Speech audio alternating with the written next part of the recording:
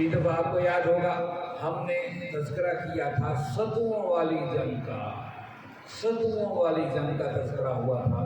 یہ کچھ نام ہوتے ہیں جنہیں ذہنوں میں بٹھا کر یاد تازہ کی جاتی ہے۔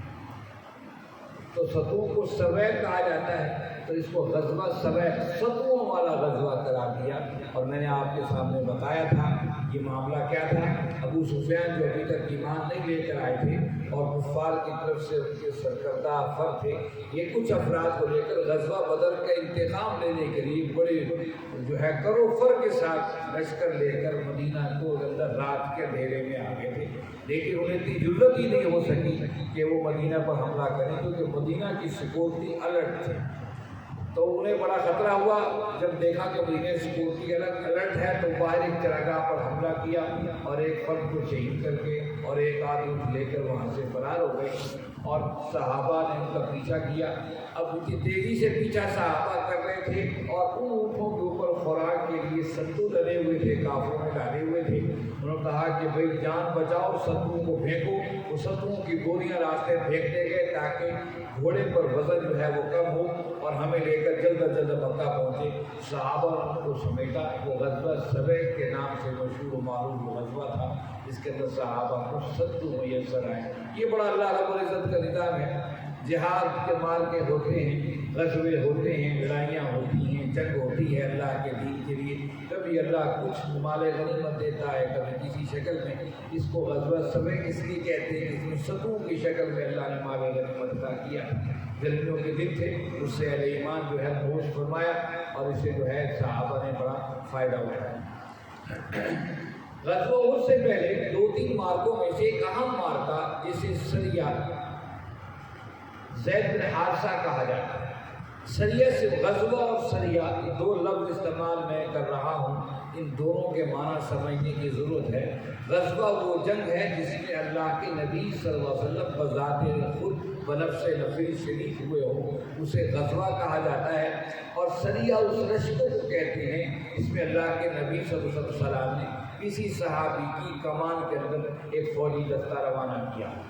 تو یہ سریہ اس کا میں ذکر کر رہا ہوں، یہ سریہ زید بن حارثہ ہے۔ اس کے نکلنے کا سبب کیا تھا؟ ابو سفیان بڑی خفت اور شرمندگی کے ساتھ مکہ میں داخل ہوا کہ دوسری چھاپہ مار کاروائی میدان بدر کے اندر یہ بھی ناکام ہو گئی۔ اور ان دنوں میں اب پھر وہ دن آ گئے تھے جب ہر سال جو ہے قریش کے لوگ تجارت کے لیے نکلا کرتے تھے۔ قرآن نے اس کا تذکرہ سورہ قریش کے اندر فرمایا، لإیلاف قریش ایلافہم رحلۃ الشتاء والصیف۔ یہ سردی اور گرمیوں کے 2 مہینوں کے اندر یہ تجارتی سفر اختیار کیا کرتے ہیں۔ اب وہ دن آ گئے تھے قریش کی تجارت کے۔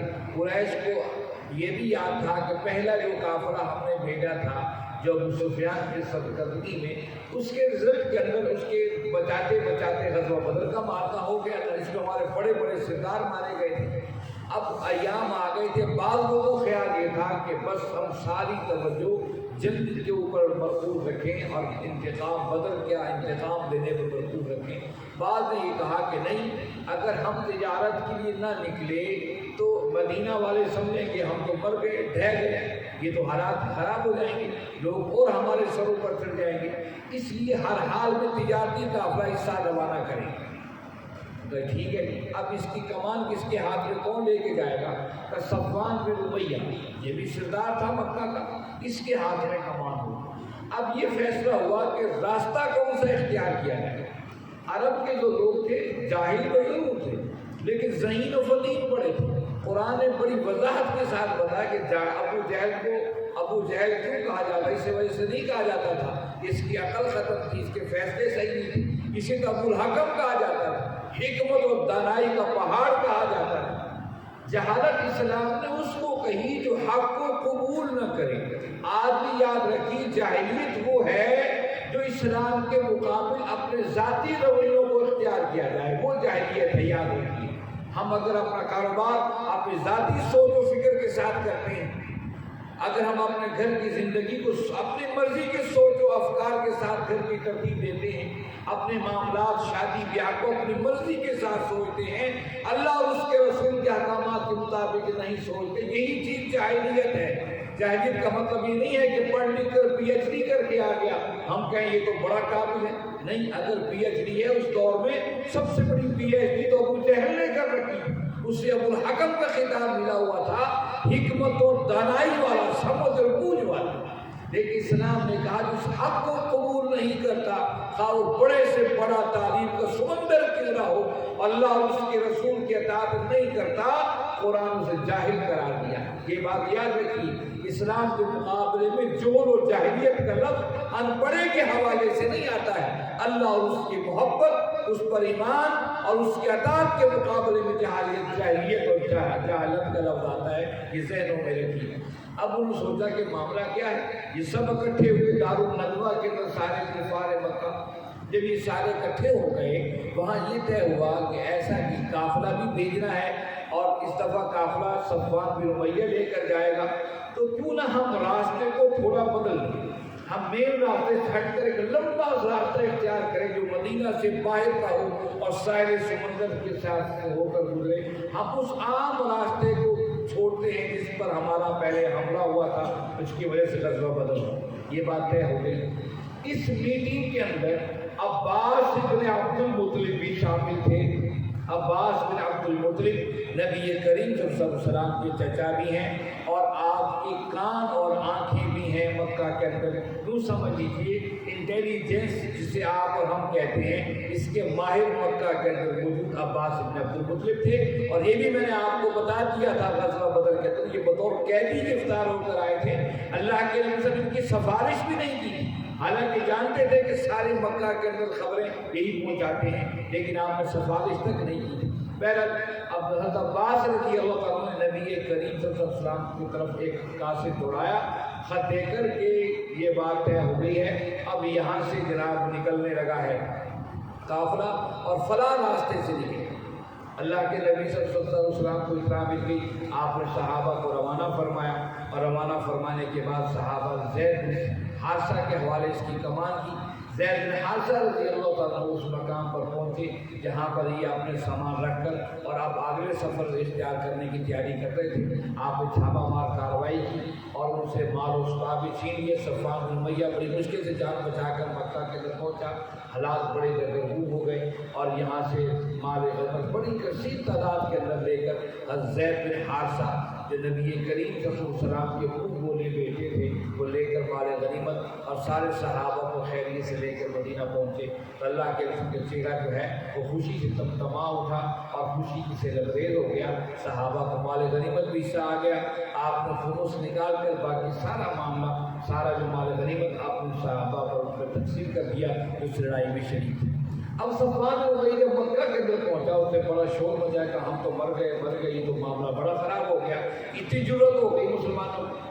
अब उन्होंने फैसला कर लिया हम लड़ेंगे, इसके सिवा कोई हल नहीं है। फिर अब्बास इब्न अब्दुल मुत्तलिब रज़ी अल्लाह तआला अन्हु ने फ़ौरन एक खबर रसां को भेजा और वो इतना तेज़ सफ़र कर रहा था। ये 500 किलोमीटर का फासला जो अमूमन कोई भी घुड़सवार 7 दिन से पहले नहीं कर सकता है, उसने 3 दिन के अंदर ये सफ़र तय किया। जब अल्लाह के नबी सल्लल्लाहु अलैहि वसल्लम क़ुबा की बस्ती के अंदर मौजूद थे और उबई बिन काब रज़ी अल्लाह तआला ने हज़रत अब्बास का ख़त पढ़कर सुनाया। उसमें लिखा हुआ था कि दुश्मन हमला की तैयारी करके आ रहे हैं, 3000 का लश्कर है और उस 3000 में से 700 जो है वो ऊँट हैं और हर एक के पास अपना अपना घोड़ा है। इसके अलावा भी 1000 घोड़े इस तरीके से रखे हुए हैं कि उनके ऊपर वो फैसला करके हम सवारी नहीं करेंगे ताकि ताज़ा तब रहे मैदान जंग तक पहुँचने और लड़ने के लिए। आपको इतना मिली, आप फ़ौरन मस्जिद क़ुबा से निकल कर मदीना तशरीफ़ लाए। आपने अपनी सारी हाई कमान जो मुजाहिदीन की थी लीडरशिप को बुलाया और मशवरा किया कि अब हमें क्या करना चाहिए। दुश्मन फिर मैदान का रुख कर रहा है, फिर लड़ने की तैयारी कर रहा है। इस पर मशावरत होती रही। आखिर मशावरत के अंदर ये तय हुआ, अल्लाह के नबी सल्लल्लाहु अलैहि वसल्लम ने साथ फरमाया हम मदीना के अंदर बैठ कर लड़ेंगे, हम मदीना से बाहर नहीं लड़ेंगे। ख़वातीन घरों की छतों पर होंगी जो वहाँ से जो है संगबारी करेंगी और तमाम मदीना के रास्तों पर पहरा लगा दिया जाएगा और जो भी शख्स या फौजी या सिपाही मक्का से मदीना में दाखिल होगा जिंदा बच कर नहीं जाएगा। ये बात तय हो गई। अल्लाह के नबी सल्लल्लाहु अलैहि वसल्लम ने जुमे के बाद मशवरा फरमाया। तय हो जाने के बाद आप सब सलाम عصر کے وقت اپنے خیمے میں تشریف لے گئے۔ ابو بکر اور عمر رضی اللہ عنہما آپ کے جسم پر ہتھیار کو سجا رہے تھے۔ آپ نے دوہری زیرہ پہنی اور آپ باہر تشریف لائے۔ اندر اللہ کی رسم تیاری کر رہے تھے، باہر صحابہ آپس سے مشورہ کر رہے تھے، کہہ رہے تھے یارو کیا کرتے ہو، ہم نے کیا فیصلہ کر لیا ہے؟ اللہ کے نبی صلی اللہ علیہ وسلم کے ساتھ ہم نے فرمایا مدینہ کے اندر لڑنے کے لیے، ہم تو بھی جوان ہیں، ہم نے بھی جنگ کے مار کے دیکھے نہیں، ہم تو چاہتے ہیں تلواروں کے جوہر دکھائیں اور میدان کارزار کا رخ کریں۔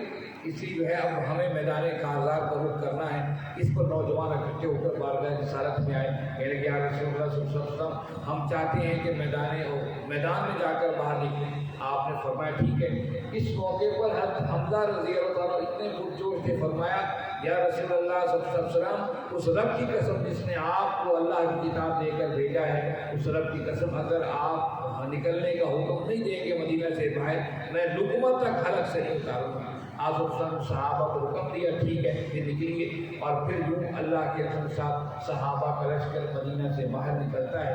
اس کی تعداد 1000 کے قریب تھی۔ آپ صلی اللہ علیہ وسلم جب مدینہ سے باہر نکلے، سنیت الوداع ایک مقام ہے، یہ وہی جگہ ہے جہاں پر اہل مدینہ نے اللہ کے نبی صلی اللہ علیہ وسلم کا مدینہ تشریف آوری پر استقبال کیا تھا۔ جب آپ وہاں پر پہنچے، آپ نے دیکھا یہودیوں کو وہ ہتھیار سجا کر باہر نکل رہے ہیں۔ آپ نے دیکھا یہ کون ہے؟ یہ تو میں نے دیکھے ہی نہیں۔ فرمایا یا رسول اللہ یہ یہودی ہیں اور ہمارا ساتھ دینا چاہتے ہیں میدان جنگ۔ آپ نے فرمایا کہ یہ مسلمان ہو گئے ہیں؟ فرمایا نہیں، ہم یہ مسلمان نہیں۔ فرمایا مشرکوں کے مقابلے میں ہمیں کافروں کی حمایت نہیں چاہیے، اسے کہیں واپس لے جائیں، ہم اپنے ہی افراد کے ساتھ جو ہے ان کے ساتھ ہم میدان کارزار میں مشرکوں کو روک کریں۔ یہاں سے آپ نکلے، ایک مقام شیخان، آپ وہاں پر جب پہنچے، وہاں پر اللہ کے نبی صلی اللہ علیہ وسلم نے اپنے لشکر کا جائزہ لیا۔ اسی مقام پر آپ نے مغرب کی اور پھر عشاء کی نماز پڑھی، اور مغرب کی نماز پڑھنے کے بعد آپ نے صحابہ کا جائزہ لیا۔ آپ نے فرمایا عبداللہ بن عمر واپس چلے جائیں، اسامہ بن زید واپس چلے جائیں، زید بن ثابت واپس چلے جائیں، یہ وہ زید بن ارقم یہ واپس چلے جائیں۔ یہ وہ صحابہ تھے جس اس میدان احد کی عمر بہت کم تھی، یعنی کہ ان کی عمر 16-15 سال سے بھی کم تھی۔ آپ نے فرمایا کہ کم عمری کی وجہ سے یہ صحابہ واپس پلٹ جائیں، یہ میدان کارزار کو رخ نہ کریں۔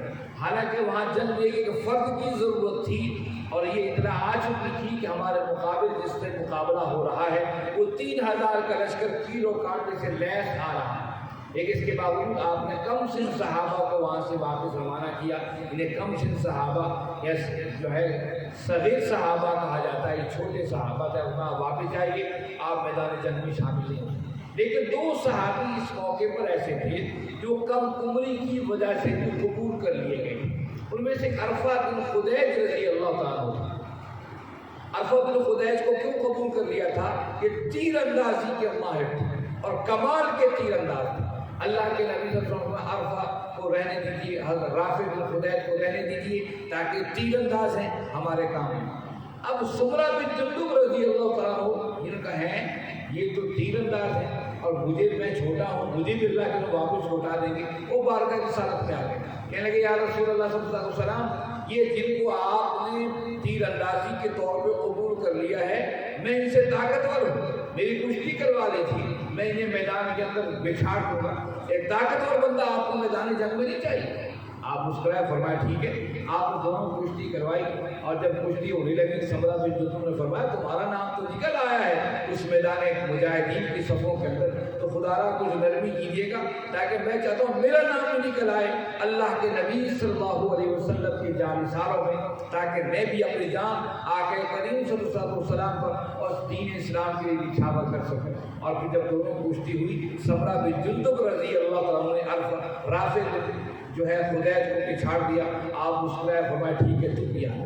یہ کیا جذبہ تھا؟ یہ ان بچوں کا جذبہ ہے جو اللہ اور اس کے رسول سے محبت کرنے والے تھے۔ یہ جذبہ کیسے آیا؟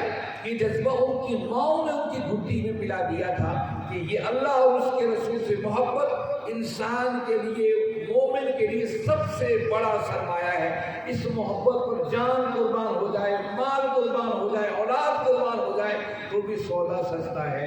یہ ایسا زبردست معاملہ تھا۔ صحابہ کو حضور کی میت میں لڑنا جو ہے یہ بہت مفید بڑا کمال تھا۔ تو یہ آپ سب سامنے مسکرائے، فرمایا ٹھیک ہے اس کا بھی شامل کر لیے جائے، باقی کم سے صحابہ کو آپ نے روانہ فرما دیا۔ آپ نے وہیں قیام کیا اور صبح فجر سے پہلے آپ وہاں سے نکلے اور فجر سے پہلے نکلنے کے بعد مقام شباب جو جہاں سے کفار کے خیمے اور کفار کے دور سے نظر آ رہے تھے آپ نے مقام شباب پر ڈیرے ڈال دیے. حضرت بلال نے آذان دی اور یہاں آپ نے فجر کی نماز پڑھی. فجر کی نماز پڑھی, اجالا ہونے لگا, دور سامنے کفار کا کیمپ نظر آ رہا تھا. اس موقع پر وہ بڑی منافقت کی پہلی منافقت ہوئی عبداللہ بن ابی کی شکل کے اندر. یاد رکھیے اسلام کو جو نقصان پہنچایا گیا وہ دشمن سے زیادہ اپنوں نے نقصان پہنچایا. یہ صرف یہ پہلے غزوہ احد کا معرکہ نہیں تھا. آپ پورے تاریخ اسلام کی تاریخ اٹھا کر دیکھ لیجیے. اسلام کی تاریخ ہمیں میدان کارزار کے اندر کبھی بھی رسوا ہونا نہیں پڑا ہے, لیکن اپنوں کی بے وفائیوں اور غداری اور منافقتوں کی وجہ سے اسلام نے مسلمانوں نے جیتی ہوئی جنگوں کو جو ہے وہ ہار دیا ہے. لیکن میدان احد کے اندر جب دن کا اجالا ہوا, عبداللہ بن ابی یہ منافقوں کا سردار تھا. یہ چاہتا یہ تھا آپ کی آمد سے پہلے اس کے لیے تاج بنا تیار ہو چکا تھا جو آپ کے سر پہ رکھا جائے, جو عبداللہ بن ابی کے سر پہ رکھا جانا تھا اور اسے مدینہ کا متفقہ سردار تسلیم کر لیا جانا تھا. لیکن اتفاق اس کی بدقسمتی کہہ لیجیے یا اہل مدینہ کی قسمت کہہ لیجیے کہ یہ انہی ایام کے اندر اہل ایمان نے آ کر اللہ کے نبی صلی اللہ علیہ وسلم کے ہاتھ پر یہاں خواص و حضرت کے نوجوانوں نے آپ کے ہاتھ اسلام قبول کر لیا اور آپ کو مدینہ شریف آنے کی دعوت دی. اللہ کے جو مدینہ تشریف لائے تو متفقہ طور پر آپ کو سردار و قائد اور رہنما اور حکمران تسلیم کر لیا گیا. عبداللہ بن ابی اس طاق میں تھا کہ یہ تو میری سرداری چھین گئی ہے. یہ شروع کے اندر تو پہلے جو ہے مسلمان ہی نہیں ہوا, غزوہ بدر کے بعد اس نے اسلام قبول کر لیا تھا. اب اس نے سوچا کہ اس کے علاوہ کوئی چارہ نہیں ہے, کلمہ پڑھ کے مسلمان بن کے پھر جو ہے مسلمانوں کی جڑوں کو کاٹا جائے. اب یہ تو چاہتا یہ تھا کہ مدینہ کے اندر ہی لڑائی ہو, جنگ ہو, باہر نکلنا ہی نہ پڑے. یہ تو نوجوان اور اہل ایمان کے جوش و جذبہ تھا, یہ مجبور کر دیا کہ میدان کارزار میں نکل کر دشمن کا مقابلہ کرنا چاہیے. عبداللہ بن ابی شروع میں پیچھے ہٹ سکتا تھا, لیکن چونکہ اس کی وفاداریاں اہل مکہ کے ساتھ قرون خانہ تھی, عین اس وقت جب سامنے پہنچ چکا وہ شباب کے مقام پر یہ لشکر اور سامنے کفار کا لشکر نظر آ رہا تھا, عبداللہ بن ابی بارگاہ رسالت میں آیا. کہنے لگا محمد صلی اللہ علیہ وسلم, ہم نے تو آپ کو بڑا سمجھایا تھا کہ مکہ کے مدینہ کے اندر بیٹھ کر ہم لڑائی کریں گے, لیکن آپ نہیں مانے, ان نوجوانوں کی باتوں پر عمل کر لیا. دیکھیے سامنے کتنا بڑا لشکر ہے, 3000 کا لشکر ہے اور کیلوں کانٹے سے لیس ہے, گھوڑے اور اونٹ ان کے پاس جو ہے وافر مقدار کے اندر موجود ہے. ان سے ہم کیسے مقابلہ کر سکتے ہیں؟ عقل کا تقاضا یہ ہے اور انسانی سوچ یہ کہتی ہے کہ ہم ان کا مقابلہ نہیں کر سکتے, ان سے صلح کر لیں یا ہم مدینہ واپس جا کر وہاں ان کا انتظار کریں. ہمیشہ سے جب میدان کارزار سجتے ہیں ایسی آوازیں آتی ہیں کہ کیوں نہ صلح صفائی کر لی جائے, ہم تعداد میں تھوڑے ہیں, دشمن زیادہ ہے. ہمیشہ سے ہی یہ اسلام کی تاریخ اللہ کے نبی صلی اللہ علیہ وسلم کے بعد سے ہی نہیں, اس سے پہلے بھی اسلام کی تاریخ بتاتی ہے مسلمان تعداد میں تھوڑے تھے اور کفار کثرت سے تھے. اور اللہ رب العزت نے دوسرے سپارے کے آخری حصے کے اندر آپ نے جو مقابلہ طالوت اور جالوت کے مقابلے کا تذکرہ کیا, جب طالوت علیہ السلام جالوت کے مقابلے میں نکلے تھے وہاں پر یہی سوچ تھی کہ ہم اتنے بڑے لشکر سے کیسے مقابلہ کریں.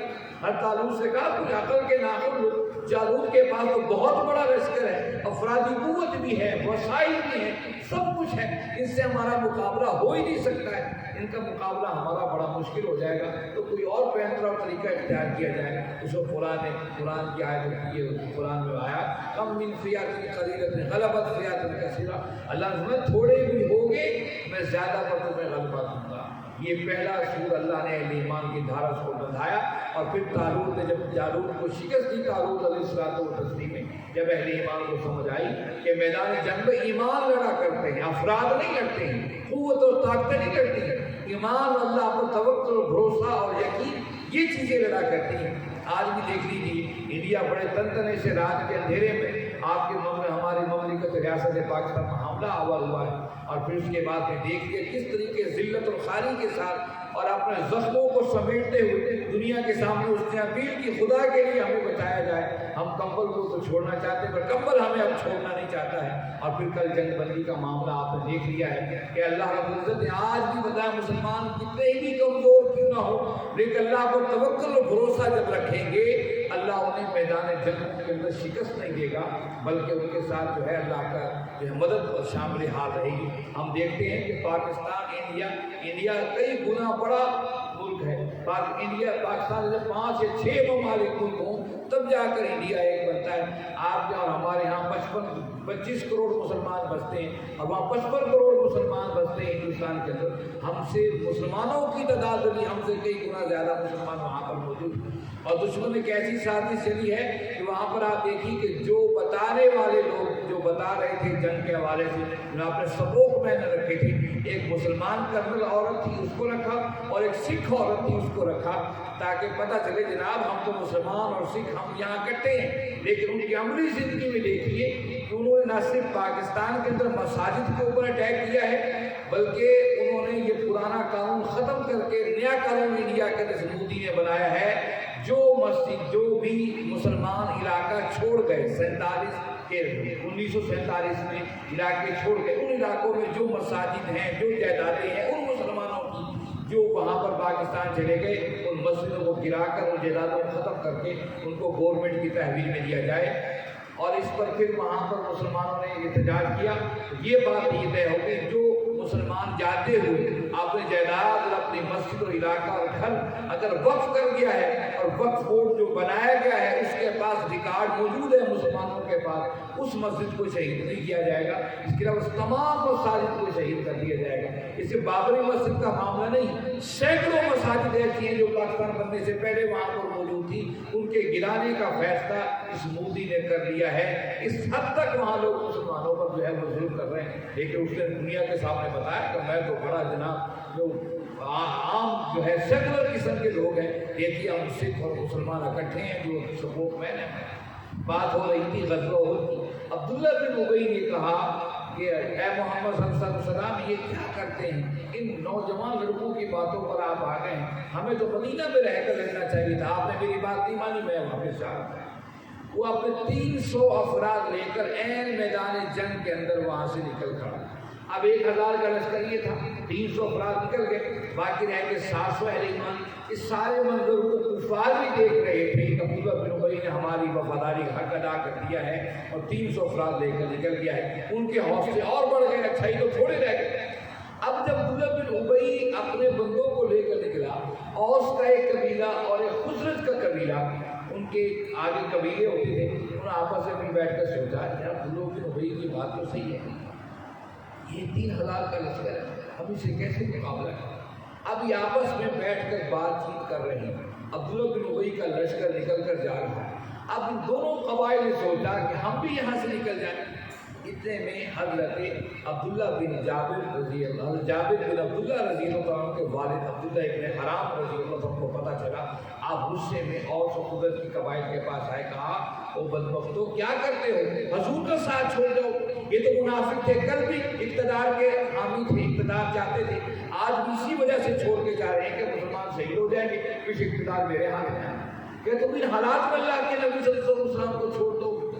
اب یہ بات سنی، قرآن نے اس کا باقاعدہ تذکرہ کیا ان دونوں گروہوں کا قرآن مجید کے اندر، کہ دو گروہ ایسے تھے، تب چلا ان کے اندر کچھ پھوٹ پیدا ہو رہی تھی، لیکن اللہ نے ان کے دلوں کو مضبوط کیا اور اللہ پر توکل بھروسہ کر کے ٹھہر گئے۔ اور پھر میدان احد کے اندر آمنے سامنے افواج آ کر کھڑی ہو گئی، اور سامنے اللہ کے نبی صلی اللہ علیہ وسلم نے صحابہ کی ترتیب لگائی، اور یہ شوال کا مہینہ تھا، اور اسی طریقے سے یہ ہجرت کا 3را سال تھا، اس میں یہ غزوہ احد کا معرکہ برپا ہوا۔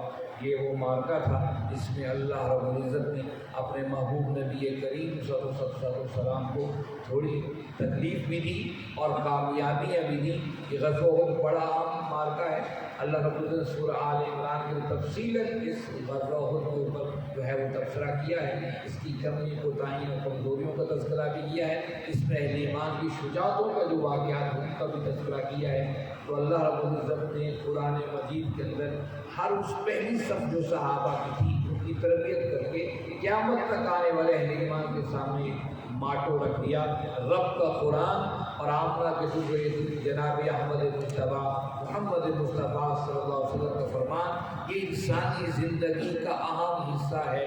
بندہ مومن کے لیے یہ مصر راہ ہے جب بھی بندہ مومن دو چیزوں کو چھوڑے گا، چاہے کہیں بھی معرکہ ہو، کوئی بھی معاملہ ہو، امن کے ایام ہو یا میدان جنگ کے، اس امت کو بھلیکھا بھی لگے گا، اس امت کو ٹھوکر بھی لگے گی۔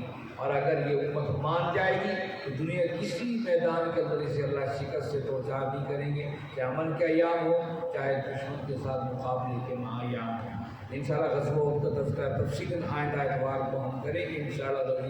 آج کا اس سیرت کا عنوان اسی حد تک ہم میدان احد تک رکھتے ہیں۔ میدان احد میں دونوں لشکر آپ کے سامنے تھے، ایک طرف ایمان سر اٹھا کر کھڑا تھا اور کفر بھی اپنی قوت کے ساتھ کھڑا تھا۔ یہ مارکے قیامت تک جاری اور ساری رہیں گے۔ اللہ دیکھنا چاہتے ہیں کون ایمان کے پرچم کے نیچے ہے اور کون منافقت اور کفر کے پرچم کے نیچے ہے۔ اللہ رب العزت آپ اور ہمیں منافقت اور کفر کے پرچموں ان کے جھنڈوں سے محفوظ فرمائے، ایمان پر ہمیں زندہ رکھے، ایمان والوں کے ساتھ زندہ رکھے اور ایمان پر ہی شہادت کی موت آپ اور ہمیں عطا فرمائے۔ وآخر دعوانا الحمد للہ رب العالمین والصلاۃ والسلام علی سیدنا